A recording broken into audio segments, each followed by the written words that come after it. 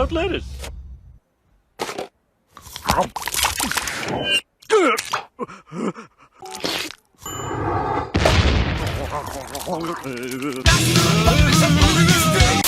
Do you know how much the original artwork for Metallica's Master of Puppets is worth? Why did someone throw a sandwich at guitarist Kirk Hammett? Who was the one-armed man that drummer Lars Ulrich called to borrow something he probably wouldn't be using anymore? Stick around as we answer these questions and more on 10 Fun Facts About Master of Puppets by Metallica. Number 1. The freaks come out at night. If it's true that the freaks come out at night, then I consider Metallica to be quite freaky. Now, it's not at all uncommon for musical performers to be nocturnal creatures. After all, they stay up late doing their job entertaining us during our non-working hours. Quite often, they have to spend their own late-night hours packing things up and getting back on the road, headed to their next tour destination. It is also not uncommon for a band to spend their late-night hours drinking and enjoying their time off. Especially a band like Metallica, a band so well known for their excessive drinking that venues often knew to stock their bars in advance of Metallica's performances, as a band would typically drink themselves into a festive mood before going on stage. So why not carry those same hours and routines while working in the studio? Well, that's exactly what Metallica did, opting to record Master of Puppets at Sweet Silence Studios in Copenhagen, Denmark, where the band began work each day at 7 p.m. Now, those who live in or have been to Denmark know just how dark things can get in the fall months, with members of the band waking up in the afternoon to begin what is essentially a graveyard shift. I mean, hey, a graveyard shift of recording music is still a graveyard shift, right? Even if it doesn't crush a person's soul in the way of working in an office does. The members of Metallica must have grown quite pale, as their exposure to the sun was minimal. With all this darkness, perhaps Master of Puppets should have been called the Black Album. Boo this man!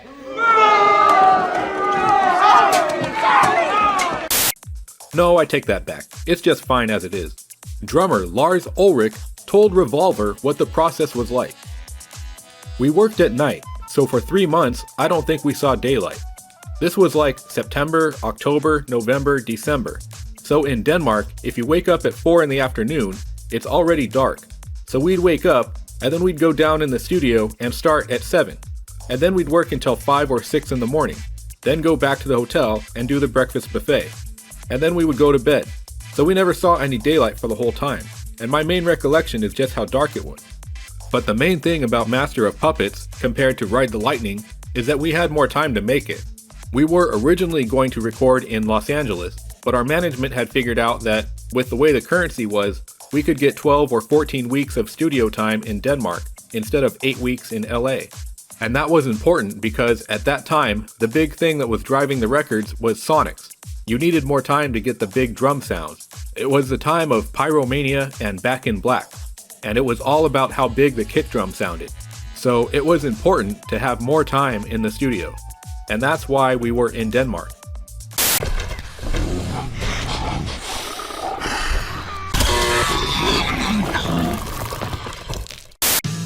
Number 2. If it ain't broke, don't fix it.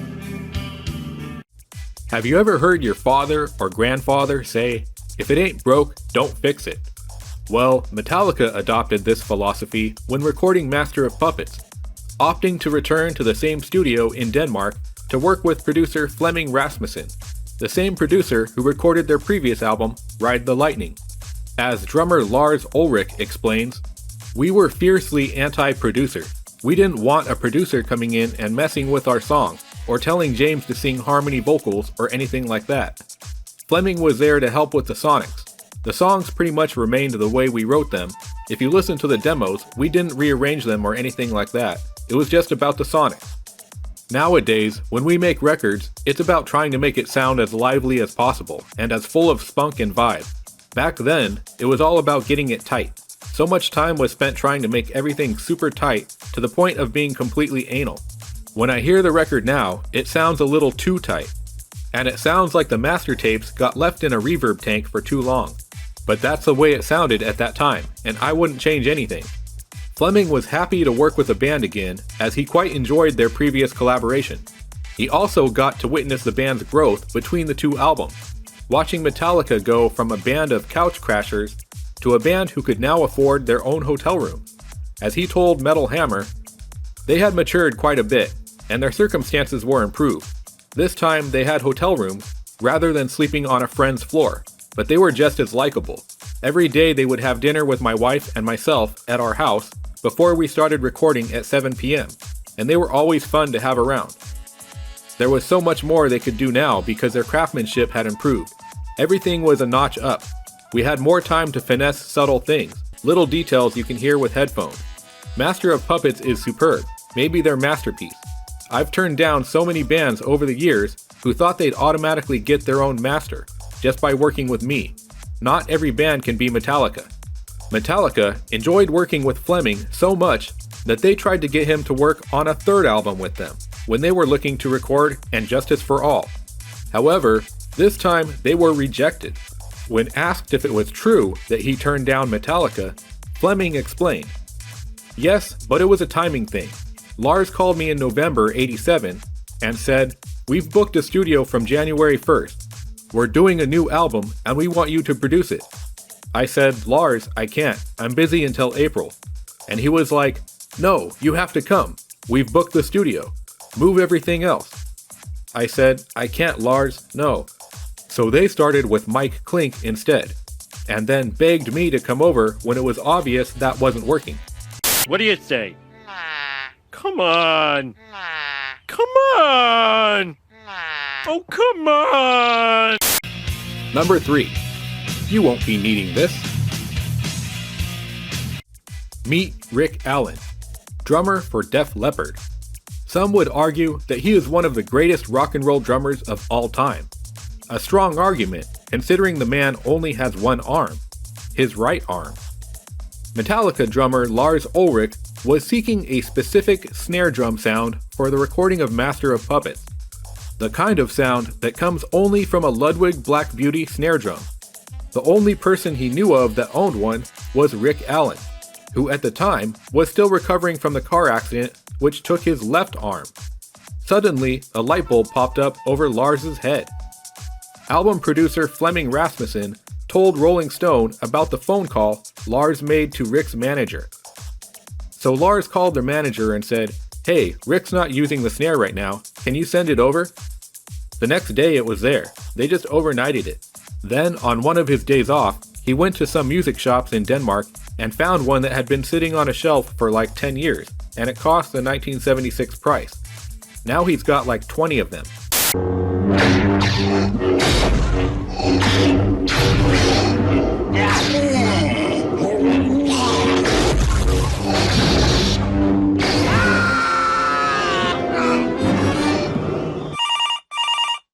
Hey man, since you won't be using that blue lightsaber anymore, do you think I could borrow it? No! Number 4. Inspiration. Metallica's Master of Puppets is often described as a masterpiece. The band may or may not agree with this statement, but what they can agree on is that they are often asked what they were listening to at the time of recording the album. What inspired them to create a piece of work that has, in turn, inspired a lot of other musicians. As guitarist Kirk Hammett told an interviewer, "There was no precedent for Master of Puppets. So in summer of 1985, when these songs were coming together, it was as if we were being visited by beings from another planet. That's what these songs felt like. They were so unique and so individual. No one had ever heard anything like this before that. We kind of knew, once we got the group of songs together, that we had a pretty strong pile of material to record. We were listening to a lot of the Misfits, a lot of Discharge, GBH. Cliff was listening to a lot of Velvet Underground, Lynyrd Skynyrd, Bach, and Stevie Ray Vaughan. He was really into Stevie when Stevie first showed up. He thought Stevie was a great player. I was listening to all that stuff, plus all the stuff I usually listen to, all the German bands that I liked, and 70s hard rock, and the new wave of British heavy metal. Oh yeah, and a lot of Kate Bush too. We discovered Kate Bush around that time, and we loved the Police. We listened to the Police all the time, because Cliff was a big fan of Stuart Copeland's drumming, and he loved the sound of his snare. He'd say, "Oh, I love that snare." Drummer Lars Ulrich would also explain, "It's funny, when we did Death Magnetic, Rick Rubin asked the exact same question. What were you listening to when you were writing Master of Puppets?" And I can't tell you exactly what we were listening to, but I can tell you that most of the stuff that was still inspirational to us at that time is the stuff that we've talked 1,000 times about. The new wave of British heavy metal, the Iron Maidens, the Thin Lizzies, the Motorheads. And then, as we were going through the 80s, everybody's horizons were expanding. We were starting to get into stuff like the Police and U2. I remember was this Yes album called 90125, and that was a great record. I can't tell you that we sat there listening to that record and then went out to the garage and started writing Master of Puppets, but it was part of that era. Cliff Burton, especially, brought a lot of new things that expanded our musical outlook. We were getting into ZZ Top for the first time, getting into the Misfits, and even finally appreciating Simon and Garfunkel for their amazing songwriting and harmony. So it was a period of pretty serious expansion. On the first two records, we were just listening to Diamond Head and Motorhead and Iron Maiden, and that was it. Number 5. Puppet Masters. Master of Puppets, I'm pulling your strings, twisting your mind and smashing your dreams. Master of Puppets is one of Metallica's biggest songs. Many people would argue it's their best song of all time. But have you ever wondered what the song means? When I was quite young, I remember a block of cement near a corner in my neighborhood which had the words Master of Puppets etched into the sidewalk. I always figured this Master of Puppets was a character from a horror movie. Perhaps it was some demented version of Pinocchio, or maybe they were simply singing a song about Jim Henson. I mean, he was undoubtedly a master of puppets, right? I mean, I thought that was the whole reason that he decided to put the letter M at the beginning of the word puppets. He's like, "Haha, I'm the master of puppets, and these are my Muppets."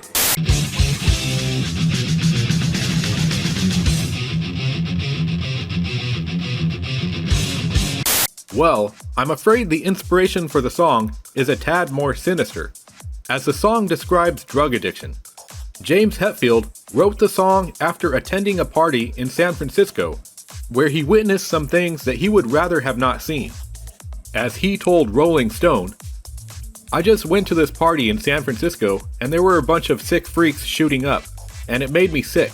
It's not about any drug in general, but people being controlled by drugs and not the other way around." Does anybody want to suck by a towel? While the inspiration for the song is fairly dark, James Hetfield was able to use the moment as a beacon of light to warn others. A light that would shine far and wide, as the song would go down as number 2 in Rolling Stone's 100 Greatest Heavy Metal Songs of All Time. Second only behind Black Sabbath's Black Sabbath. While the lyrics are definitely memorable, many people credit the amazing guitar work for the success of the song. Former Metallica guitarist Dave Mustaine told Songfacts about the time he witnessed Lars Ulrich and James Hetfield create the song's iconic riff. "I watched him on a piece of shit acoustic guitar write the opening riff. You know what that was? It was a guy with a guitar that doesn't know how to play. It wasn't anything really mind-blowing by any means. The way James played it made it mind-blowing." The song quickly became bassist Cliff Burton's favorite from the band's catalog, as he explained in a 1986 interview, "My favorite song is Master of Puppets. I think it's the best Metallica song yet." Some people describe the ebb and flow of the pacing in the song to describe the cycle of a drug addict. The song begins aggressive and frantic, like a drug addict seeking their next fix. Partway through the song, the listener descends into a beautiful lullaby of guitar solos, which might mimic the high portion of the drug cycle, before crashing back down in a frenetic energy as the so-called master regains control of his puppet. Producer Flemming Rasmussen allegedly asked the band to tune their guitars lower than usual for the song so that it could be sped up in the mixing process, which was all done on tapes back in the mid-80s. That one took some time. There are a lot of different parts and melodies, but it's a primo song. We banged it out a couple times and decided on the one with the best feeling, because they'd have to play it live.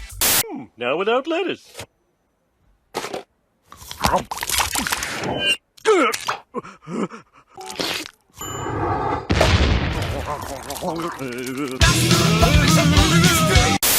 Number 6.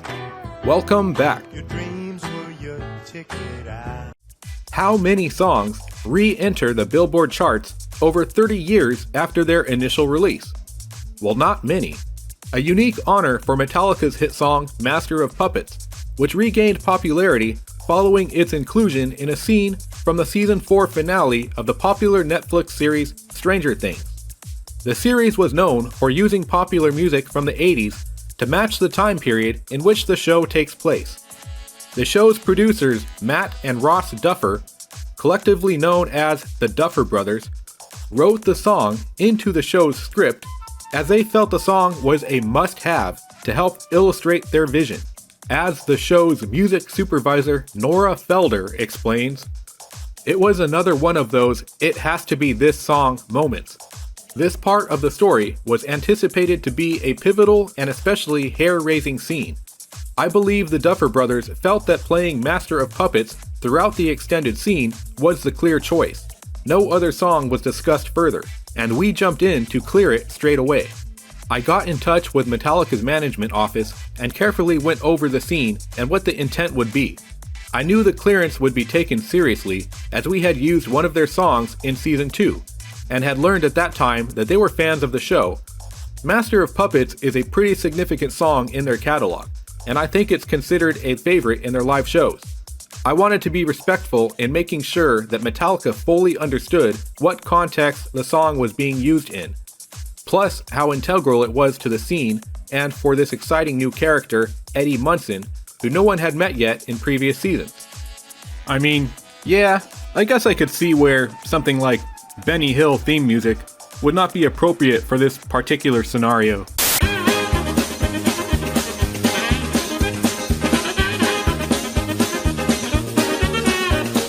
The producers felt the scene shared similarities with Master of Puppets, as the scene depicts a group of teenagers taking a stand against Vecna, the antagonist of Stranger Things Season 4. As Felder further explains, they share similarities in that they each have life-destroying powers that rob people of their essential personal powers. The aggressive, up-tempo metal sound belies its cautionary psychological and socially conscious lyrics, which are rooted in sensitive concern for others. Okay, whatever that means. It sounds like someone enjoys the corporate word salad, but I think I agree with what she's trying to say. Metallica rocks! And apparently Joseph Quinn rocks too, as the actor actually played the opening riffs to the song as shown in the scene. As Nora would add, yes, Joseph did take time to learn the guitar riff and was actually playing along to a guide track. Everyone thought he did a great job.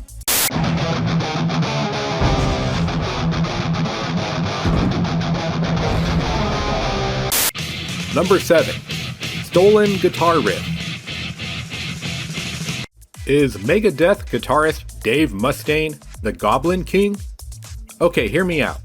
David Bowie starred in the 1986 film The Labyrinth, in which he steals a baby and taunts a young girl to get it back. He also wrote the song Ziggy Stardust, which includes the lyrics, "Making love with his ego, Ziggy sucked up into his mind, like a leper messiah." Metallica took inspiration from David Bowie and named a song on Master of Puppets, Leper Messiah. Guitarist Dave Mustaine, who was kicked out of Metallica in 1983, would accuse Metallica of stealing some of his riffs on the song. He would also claim that drummer Lars Ulrich taunted him about the stolen riffs. Okay, well maybe that would make Lars the Goblin King. Or maybe I just wanted an excuse to do this.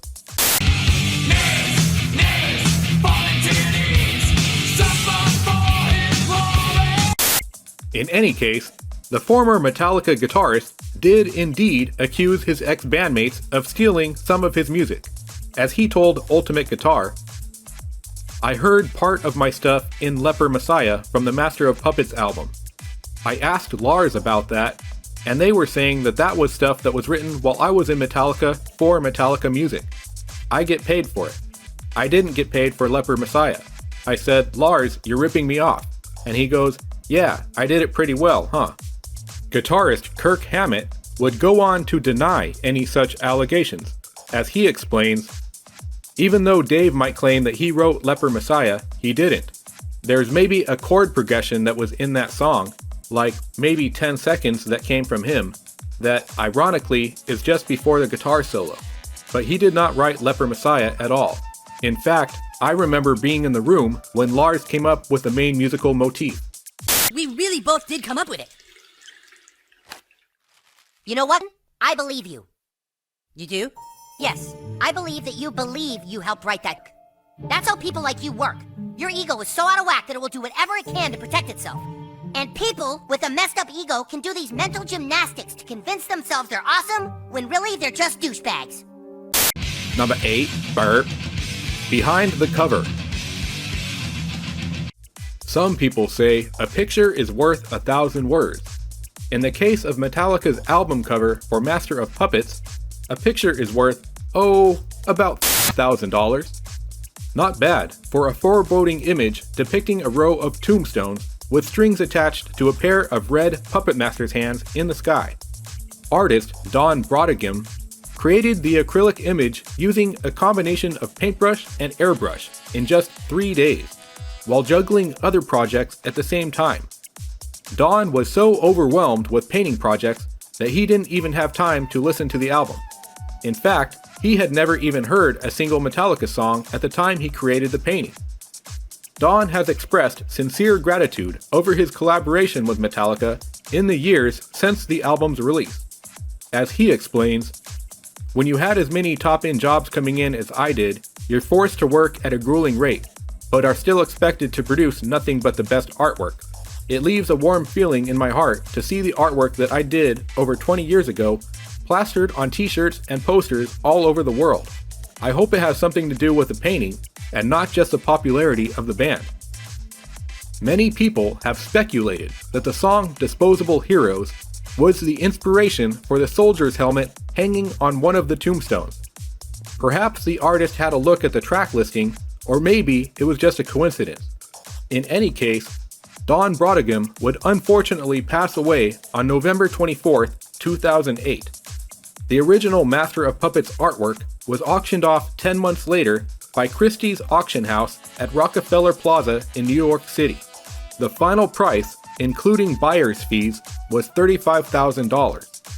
I like to imagine that the Master of Puppets painting now hangs somewhere in a rich grandpa's mansion where it frightens young children or people who believe in ghosts.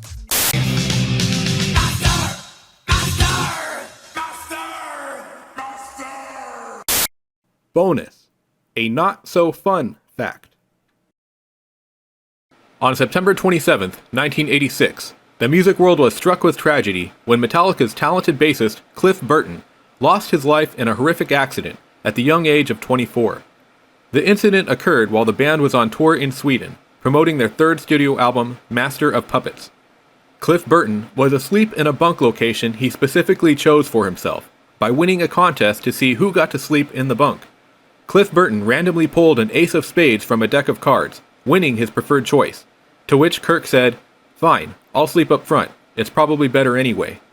The first card that Cliff picked was the ace of spades, and he looked at me and said, "I want your bunk." And I said, "Fine, you take my bunk, I'll sleep up front. That's probably better anyway, you know." Singer James Hetfield chose to sleep in a lounge near the back of the bus because he didn't want cold air seeping in from the windows, giving him a sore throat and affecting his singing voice. As the tour bus made its way through a remote area, it suddenly skid off the road and tumbled over, throwing a sleeping Cliff Burton through the window before landing on top of him, killing him instantly. As James Hetfield told an interviewer, "My throat was going bad, so I was asleep in the back lounge. The tour buses you see here are all metal-sided, but it was all windows on the side, and that was the main cause of death. It hit so-called black ice, skidded out and bounced once, and that's when he went through the window and the bus went right on him. It was pretty quick, and I know he didn't know what hit him. He overcorrected to get back onto the road, and as he did, the back end came around this way, and it started chomp, chomp, chomp. It's the sound of screeching brakes and being flipped around like a piece of clothes in a dryer. Reports differ as to what exactly caused the bus to skid off the road. The bus driver claims that the bus hit a patch of black ice. However, James Hetfield was quite skeptical. After pulling himself from the wreckage, he walked back and forth along the road looking for the so-called patch of black ice, and was unable to find one.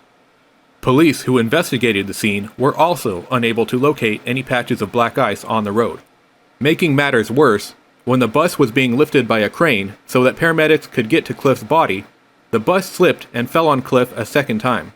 A frustrated and confused James Hetfield explained, "Coming out and finding your buddy under the bus is not something you want to go through. Our first reaction was anger, one of the things we're good at. Why did this happen? Where's the driver? Let me smell your breath. I walked for miles looking for this black ice in my underwear when it's 20 below. There were screams from the crew who were still trapped in there, screaming in pain, broken collarbones, toes, all that."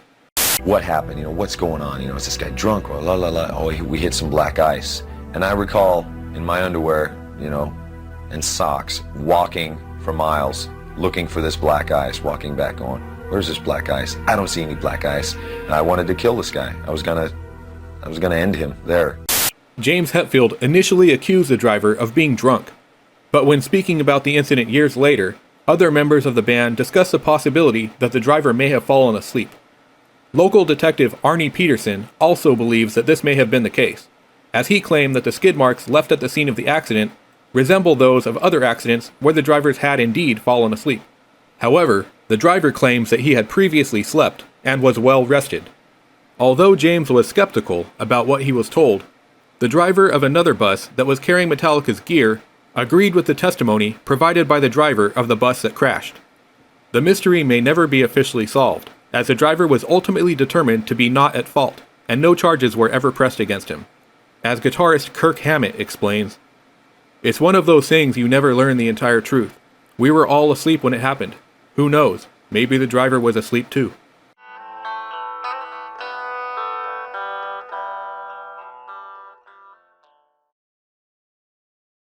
Number 9. Deviled Hammett.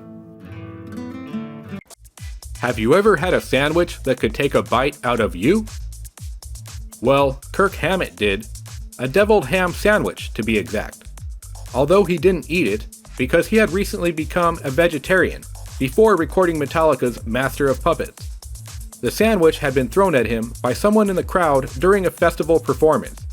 The photograph on the back of the album provides visual proof that a sandwich did indeed take a bite out of Kirk Hammett. Ha! Hey! Look at the sandwich! It's gonna bite you! Ow! Damn sandwich took a bite out of me! Oh! As the guitarist explains, the back cover shot of me where I'm giving a dirty look to the camera, that was because I had just become a vegetarian back then, and we were at the Donington Festival. Someone threw a deviled ham sandwich from the audience, and it smashed right on my brand new Black Jackson Flying V, and I was so pissed. I looked over to the side, and I saw my guitar tech laughing, and I saw photographer Ross Halfin laughing, and I just gave them a dirty look, and then Ross took the shot, and that's the shot that's on the back of Master of Puppets. Which begs the question, did the person throw a deviled ham sandwich at Kirk Hammett because he was a vegetarian? Or was it because his last name is Hammett? Smashing idea, man.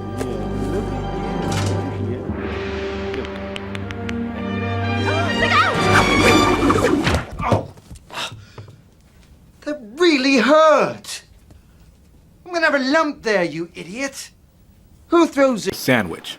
Honestly. Did you know that I do all of the editing for these videos by myself? Yep, that's right, me, one person, including research, script writing, voiceovers, thumbnails, video editing, promotion. It's a lot of work and requires a full-time job for one person to handle, which I don't mind doing because I love being able to express my humor while also talking about the music that I enjoy.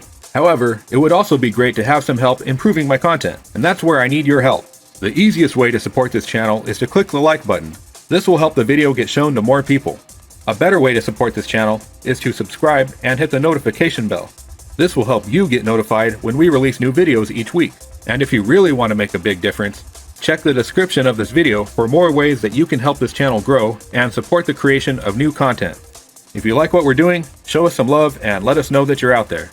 And let us know in the comments what your favorite album is. Perhaps we'll talk about it in a future video. Thank you all so much for your continued love and support. Number 10. Cliff Burton's Swan Song. While the debate rages on about whether or not Metallica stole riffs from their former guitarist Dave Mustaine, one song that does indeed include stolen riffs is Orion. Although the culprit in this case was still an active member of the band at the time, as bassist Cliff Burton decided to turn one of Kirk Hammett's guitar solos into a bass solo while Kirk was out of town. As Kirk explains, "I remember recording it in the studio, and then I left to go back to the East Coast and meet a girl or something. Cliff went back in the studio and used that area to put his own solo on it, but he played like half of my licks that were in the original solo. It was the weirdest thing. It wasn't really much of an issue for me because there were like 4 other guitar solos in that song. It wasn't like he took the only one." Cliff Burton wrote such memorable music for Orion that the song would become associated with his memory.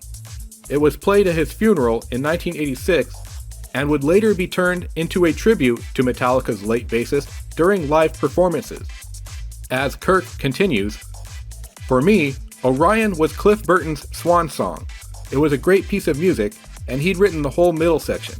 It kind of gave us a view into what direction he was heading."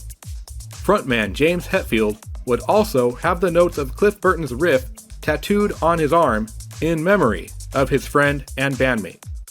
You know, besides my kids' names and all of the other, I mean, they've obviously all got meanings, but this one is pretty important.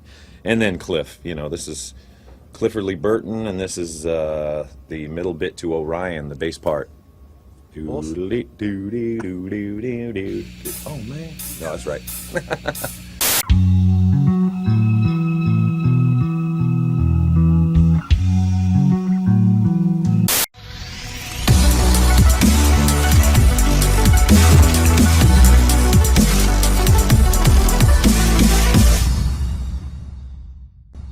Thank you for watching. If you enjoyed that video, you might also enjoy 10 Fun Facts About Load and Reload by Metallica.